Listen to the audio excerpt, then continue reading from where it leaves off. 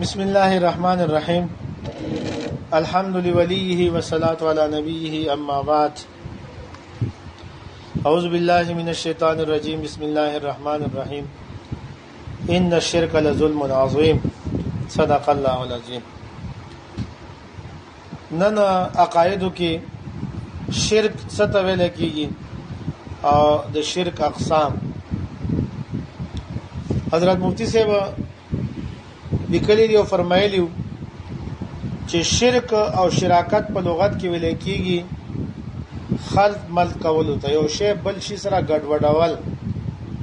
مثال بیان کړو فرمایلی لکه سړی دودھ پتی چای پخوي پای کې شودې پتی او چینی دا مکس کی او دا سی یو ځای شي چې بیا د هغې جدایي او امتیاز مشکل وي ناممکن شي دې ته ویل کېږي په لغت کې شرک دی. یا فرمایلی چې شربت سړی جوړی روح افزا چینی اوبه دا خپل کې سره ملاو کی او خپل کې خلط مل شي دې ته ویل کېږي په لغت کې شرک.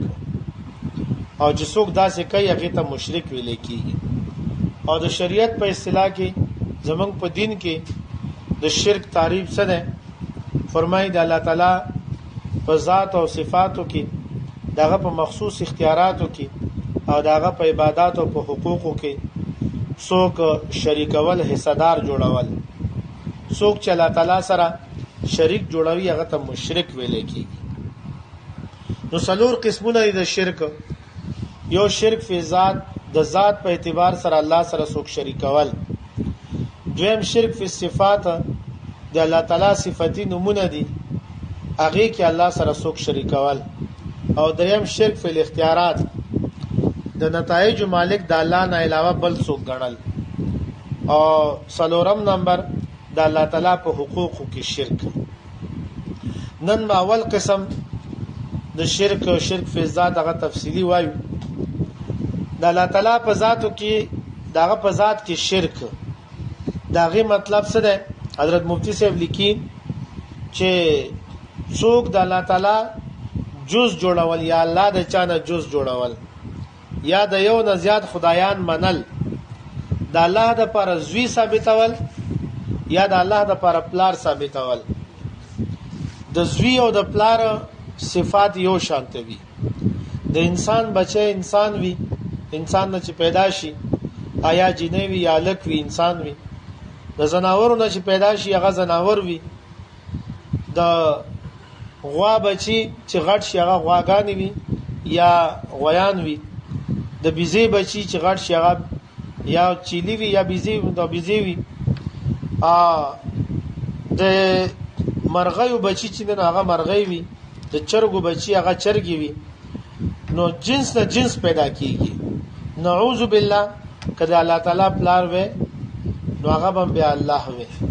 خو د الله پلار نشته او د الله زویم نشته. کله الله زوی وې چری نعوذ بالله نو هغه بسوي هغه به هم الله وې. نو الله تعالی خپل فرمای قل هو الله احد. اے پیغمبر د خلکو ته وای چې الله یو دی د ذات په اعتبار سره هغه یو دی هغه بے نیاز ذات دی او لم یلد ولم یولد دی. نه تاسو پیدا دی او نه د چانه پیدا دی. نه پلار شته او نه زوی شته.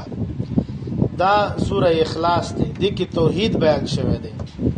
توحید ټول د امت کې وحدت چې کوم دی هغه مطلوب او مقصود دی.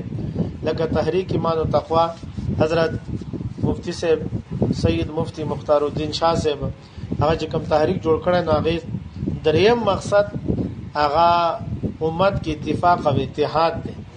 نو اتفاق او اتحاد الله زمونږ یو دی. ځکه کچری دی الله پلار وې نعوذ بالله نو بیا بزنی کسانې پلار منل ځنی به زوی منل نو امت به تقسیم شوی په دوه کې. او کچری ځامنې وې زوی وې نو زوی نشته هغه دینه پاک دی. کچری زوی وې نو بیا به بعضو به پلار منه بعضی به زوی منه بعضی به دی منه بعضی به زوی بعضی به پلار په تین به تقسیم شوی. نو الله تعالی لم یلد ولم یولد ذات دی. د اسمان الله دغه یو دی. د زمکه الله هم دغه دی. د خیر خدایم دغه دی او د شر خدای هم دغه دی. نو د ذات په اعتبار سره الله تعالی سره څوک شریک نشته دی.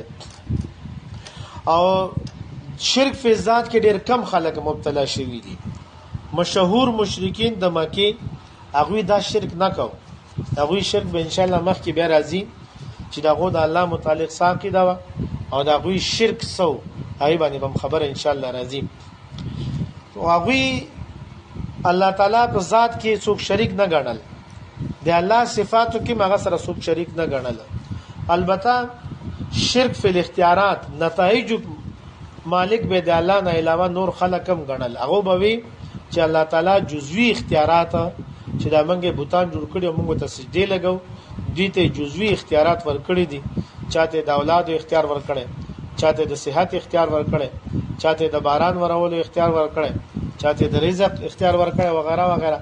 دوباره حال دي چې به هو نتیجو مالک به د الله نه علاوه نور داسې ګڼل چې الله تعالی دوی ته د جزوی اختیارات ورکړي دي. او البته بعض مشرکین داغه عقیده دا و چې فرشتي دا د الله تعالی نونه دي او غټ غټ سرداران د جناتو لوی لوی سرداران داغه نونه داغه متعلق به نعوذ بالله ویل چې دا د الله تعالی بیبیان دي نعوذ بالله او دا فرشتي داغه نونه دي. نو دغه مشرکین په دې هغه کې مبتلا وو. یا دغه رنګ مجوسیانو بوي چې د خیر خدای جدا ده او د شر خدای جدا ده. یا بعض يهود هغه بوي چې عزیر علی السلام د الله بچی دی، په دې شرک په ذات کې مبتلا وو. یا بعض عیسایانو هغه بوي چې عیسی علی السلام د الله تعالی زوی دی، نو هغه په دغه شرک کې مبتلا وو. بهر حال الله تعالی د ذات په اعتبار سره یو دی، ذات کې هغه سره هیڅوک شریک نشته، نه بچیشته او نه پلار شته. لم یلد ولم یولد ذات ته. نو د ذات په اعتبار سره الله تعالی یکتا دی. ان شاء الله دا غرنګ بیا په صفاتو کې شرک او بیا اختیاراتو کې شرک او بیا الله په حقوقو کې شرک. الله تعالی دې موږ تاسو ته صحیح ایمان را نصیب کړي.